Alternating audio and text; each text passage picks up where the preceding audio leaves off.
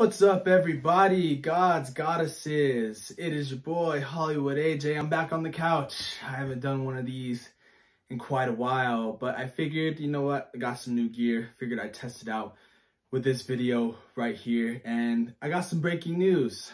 Finally, the long-awaited grudge match between Jorge Gamebred Masvidal versus Colby Chaos Covington is finally happening Saturday, March 5th. 2022 in Las Vegas, Nevada, and I'm just truly stunned at this announcement. You guys have no idea just how happy this announcement has me, all right? Let's rewind the clock a little bit. Remember in 2019 when Jorge Masvidal had just the best year he's ever had?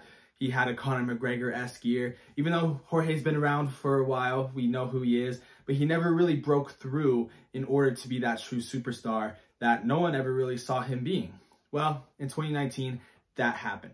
And in his build-up to his fight with Nate Diaz, there were talks of him and Covington going back and forth on Twitter, social media, and how these guys couldn't really seem to get along, albeit they used to be friends and roommates. I'll get into more on that later. But Colby Covington was still going on a tear in 2019 as well. He just came off an amazing win against ruthless Robbie Lawler, and he was en route to fight Kamaru Usman the first time. And there was talks of them fighting, for sure. I mean, there were talks of, if Covington wins, beats Usman, then will Masvidal say, screw the title, I'm going to fight Covington. That didn't play out, but we still got the idea of, hey, we might actually see these two guys fight, and I'm all for it. I'm sure everyone is. That is probably bigger money. That is probably the biggest money fight in the entire welterweight division. But of course, COVID had a big play in that. Masvidal stepped up and fought Usman twice. Once on 6 days notice, the other had a full training camp. And Covington only fought twice in the past 2 years, being against Tyron Woodley and against Kamaru Usman. So these guys haven't had many rounds in the octagon. I mean, Covington has. He went 9 rounds in this past 2 fights. But other than that, this is an intriguing fight.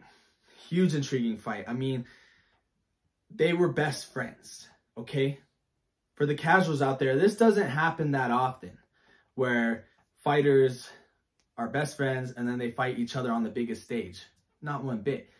You may see that on The Ultimate Fighter, and you may see it in a few other preliminary fights or fights you see normally on the main card, but it's not that big of a story. It's not as big of a story as it is for this fight, okay? These guys even had a whole YouTube channel detailing their lives living together. I mean, go check it out. It's really awesome. You see Jorge all young. You see Colby Covington super young. And you see Yoel Romero, even though he's like 70 years old, he's about 40 years old in this video blog that this one YouTube channel kept posting. But these guys were close. Very, very close. There's different sides of the story, but they're both believable. There's a side that Covington's saying that Masvidal slept on his couch. Then Masvidal saying that Covington slept on Masvidal's couch. I mean, we were roommates, we were brothers, we were close. Truly something that you really just don't see every day. The last fight I can truly think of this, of course, you got John Jones and Rashad Evans. That was the first one where we're like, man, friends, former training partners fighting each other. The other one after that, I would have to say would be Cody Garbrandt and TJ Dillashaw. That's it, really. This is not a regular thing. It is part of the business. And speaking of business, how about this being a non-title fight? Now, there isn't word yet, but will this be for the BMF title? I can't wait to see if it will be. If it is, it just makes the fight more bigger.